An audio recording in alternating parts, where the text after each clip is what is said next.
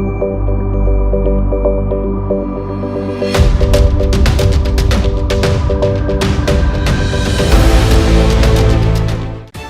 आप देख रहे हैं द एंगल न्यूज। मैं हूं आपके साथ दीपाली माथुर। बुलेटिन की शुरुआत करते हैं आज की हेडलाइंस के साथ। कोरोना काल में लगातार बढ़ोतरी को देखते हुए ब्रिटेन में एक बार फिर से लगा संपूर्ण लॉकडाउन। आगामी 2 दिसंबर तक रहेगा जारी, आवश्यक सेवाएं रहेंगी खुली। पीएम मोदी ने बिहार में चुनावी रैली को किया संबोधित। तेजस्वी यादव को कहा जंगल राज का युवराज। वहीं तेजस्वी ने पीएम से पूछे 11 सवाल। प्रदेश के 3 शहरों में नगर निगम चुनाव के दूसरे और अंतिम चरण के मतदान जारी। 3 नवंबर को नतीजे होंगे घोषित।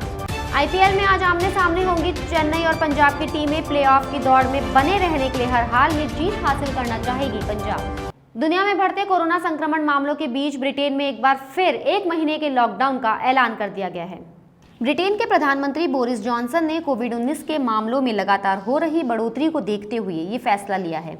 इससे पहले ब्रिटिश प्रधानमंत्री ने देश में पाबंदियां लगाने के मुद्दों पर मंत्रिमंडल के वरिष्ठ सहयोगियों से विचार विमर्श किया था। यह उम्मीद जताई जा रही थी कि लॉकडाउन लगने की घोषणा सोमवार को की जाएगी, लेकिन परिस्थितियों की गंभीरता को देखते हुए इससे पहले ही इसकी घोषणा कर दी गई। जानकारी के मुताबिक ब्रिटेन में गुरुवार से लॉकडाउन का पालन सख्ती से किया जाएगा। इसके लिए नए नियमों की भी घोषणा कर दी गई है। लोगों को घरों से बाहर निकलने की अनुमति नहीं होगी। उन्हें कुछ खास परिस्थितियों में ही घरों से बाहर जाने की छूट होगी। आवश्यक वस्तुओं की दुकानों को छोड़कर सब कुछ बंद रहेगा। यह पाबंदियां 2 दिसंबर तक लागू किए जाने की योजना है। बता दें, इससे पहले बीते गुरुवार को फ्रांस में भी 4 सप्ताह के लॉकडाउन का ऐलान किया जा चुका है। बिहार में विधानसभा चुनाव के दूसरे चरण को लेकर 3 नवंबर को मतदान होना है, जिसके लिए चुनाव प्रचार का आज आखिरी दिन है। ऐसे में सभी प्रमुख सियासी दल जमकर चुनाव प्रचार में जुटे हुए हैं। प्रधानमंत्री नरेंद्र मोदी ने बिहार में आज चुनावी रैलियों को संबोधित किया। इस दौरान एक रैली में उन्होंने कहा कि पहले चरण के मतदान से साफ नजर आ रहा है कि नीतीश बाबू के नेतृत्व में एनडीए की सरकार दोबारा बन रही है। पहले चरण के मतदान में आपने एनडीए को जो भारी समर्थन के संकेत दिए हैं और जिन्होंने भी मतदान किया है, उनका मैं अभिनंदन करता हूं। इस दौरान पीएम मोदी ने विपक्ष पर जमकर निशाना साधा। पीएम मोदी ने कहा कि बीजेपी के लिए, एनडीए के लिए आपका ये प्रेम कुछ लोगों को अच्छा नहीं लग रहा, रात को उन्हें नींद नहीं आ रही है। पीएम ने एक बार फिर तेजस्वी पर निशाना साधते हुए जंगल राज के युवराज कहा। उन्होंने कहा आज बिहार के सामने डबल इंजन की सरकार है तो दूसरी तरफ डबल युवराज भी है। उनमें से एक तो जंगल राज के युवराज हैं। यूपी में जो डबल युवराज का हुआ वो ही बिहार में होगा। उन्होंने आगामी छठ पूजा के लिए लोगों को आश्वस्त करते हुए कहा कि कोरोना के काल में किसी माँ को ये चिंता करने की जरूरत नहीं है कि छठ पूजा को कैसे मनाएंगे। माँ, तुम छठ की तैयारी करो, दिल्ली में तुम्हारा बेटा बैठा है। पीएम मोदी की रैली से पहले आरजेडी नेता तेजस्वी यादव ने अपने सोशल मीडिया पर एक पोस्ट साझा की है, जिसमें उन्होंने प्रधानमंत्री से कुछ जरूरी सवाल पूछे हैं।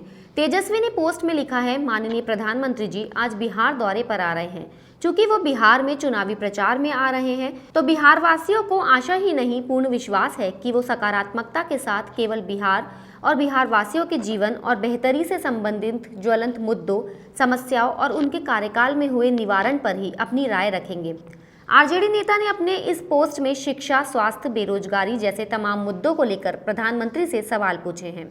चीन के साथ पूर्वी लद्दाख में एलएसी पर चल रहे गतिरोध के बीच विदेश मंत्री एस जयशंकर ने एक बार फिर पड़ोसी देश को चेतावनी दी है। विदेश मंत्री ने कहा कि एलएसी पर यथास्थिति में किसी भी तरह का एक तरफा बदलाव का प्रयास बर्दाश्त नहीं किया जाएगा।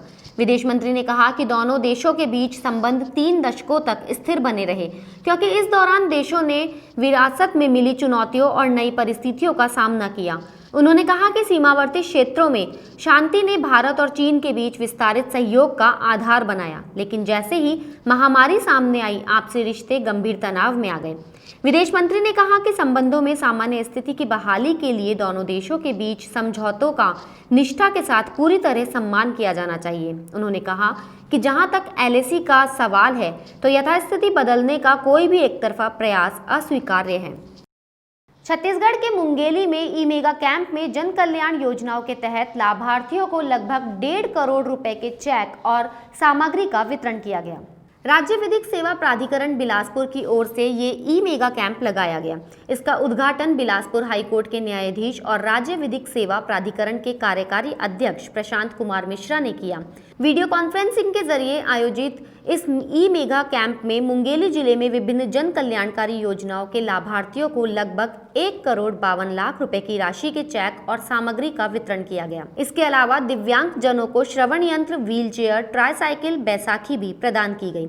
इस मौके पर जिला कलेक्टर PS एल्मा ने कहा कि कोविड-19 के संक्रमण के दौर में अंतिम छोर के व्यक्ति को उनका अधिकार दिलाने के लिए राज्य विधिक सेवा प्राधिकरण बिलासपुर की एक अच्छी पहल है। वहीं मुख्य न्यायिक मजिस्ट्रेट और जिला विधिक सेवा प्राधिकरण सचिव सुषमा लकड़ा ने कहा कि वंचितों को आर्थिक और सामाजिक न्याय दिलाने के लिए ई मेगा कैंप का आयोजन किया गया है। इस ई मेगा कैंप के माध्यम से शासन के सभी विभागों के अधिकारी योजनाओं के क्रियान्वयन के लिए एक प्लेटफॉर्म पर आए हैं। छत्तीसगढ़ के अंबिकापुर जिले के सरगुजा संभाग में वन परिक्षेत्रों में इन दिनों डिप्टी रेंजरों का जंगल राज है। सरगुजा वन मंडल में 5 वन परिक्षेत्र में 4 डिप्टी रेंजर परिक्षेत्र संभाल रहे हैं। वन अधिकारी अरविंद कुमार मिंज यहाँ CCF पद पर पदस्थ हैं, लेकिन जब से उन्होंने अंबिकापुर में अपना पद बाहर ग्रहण किया है, तब से ही वे भ्रष्टाचार के जरिए मनमानी का खेल खेल रहे हैं। क्योंकि वन अधिकारी मिंज एक ऐसे अधिकारी हैं जो अपने गृह जिले में पदस्थ है, जबकि फर्स्ट क्लास वन अधिकारी का गृह जिले में नौकरी करना राज्य शासन की गाइडलाइंस का उल्लंघन है। इसी तरह हाल ही में अजय वर्मा अंबिकापुर में दरोगा के पद पर पदस्थ थे, उन्हें धमनी वन परिक्षेत्र की कमान सौंप दी गई। वहीं सीतापुर में फुल प्लेस रेंजर धर्मजीत पटेल को हटाकर विजय तिवारी को सीतापुर वन परिक्षेत्र की कमान सौंप दी गई। इसी से अंदाजा लगाया जा सकता है कि वन विभाग में भ्रष्टाचार का खेल जोरों पर चल रहा है। राजस्थान की 3 शहरों की सरकार के लिए दूसरे और अंतिम चरण के मतदान जारी है। आज जयपुर ग्रेटर, कोटा दक्षिण और जोधपुर दक्षिण के लिए मतदाता अपने मताधिकार का प्रयोग कर रहे हैं। आज शाम 5:30 बजे तक मतदान जारी रहेगा। मतदान केंद्रों पर वोटर्स में काफी उत्साह देखा जा रहा है। नगर निगम चुनाव को लेकर भाजपा प्रदेश अध्यक्ष सतीश पूनिया ने गहलोत सरकार पर निशाना साधते हुए कहा कि इस सरकार के विजन में कहीं भी विकास का मुद्दा दिखाई नहीं देता। उन्होंने दावा किया कि भाजपा भारी बहुमत से निगम चुनावों में जीत दर्ज करेगी। बता दें कि 3 नवंबर को नगर निगम चुनाव के नतीजे घोषित किए जाएंगे। राजीव स्वरूप के मुख्य सचिव पद से रिटायरमेंट के बाद प्रदेश सरकार ने निरंजन आर्य को प्रदेश के ब्यूरोक्रेसी की कमान सौंपी है। आर्य जनवरी 2022 तक इस पद पर बने रहेंगे। आर्य इससे पहले 5 जिलों के कलेक्टर भी रह चुके हैं और हाल ही में उनकी पत्नी संगीता आर्य को RPSC में सदस्य नियुक्त किया गया है। बता दें, नए मुख्य सचिव की नियुक्ति को लेकर सचिवालय में कल दिन भर गहमा गहमी रही। पहले मुख्य सचिव के सेवा विस्तार का इंतजार होता रहा। हालांकि शाम तक जब केंद्र से कोई जवाब नहीं आया तो नए मुख्य सचिव की नियुक्ति को लेकर सरकार में मंथन शुरू हो गया और देर रात तक उन्हें मुख्य सचिव नियुक्त किए जाने के आदेश जारी कर दिए गए। IPL में आज चेन्नई सुपर किंग्स और किंग्स 11 पंजाब की टीमें आमने सामने होंगी। चेन्नई के लिए प्लेऑफ के दरवाजे जहां पहले ही बंद हो चुके हैं, वहीं पंजाब को अगर प्लेऑफ में अपनी उम्मीद बरकरार रखनी है तो आज के मुकाबले में उसे हर हाल में चेन्नई को मात देनी होगी। पंजाब ने अभी तक 13 मुकाबले खेले, जिनमें से 6 में उसे जीत मिली है, जबकि 7 में उसे हार का सामना करना पड़ा है। ऐसे में उसके 12 पॉइंट्स हैं। हालांकि पिछली बार जब चेन्नई और पंजाब का आमना सामना हुआ था तो चेन्नई की टीम पंजाब पर भारी पड़ी थी और उसने मैच 10 विकेट से अपने नाम किया था।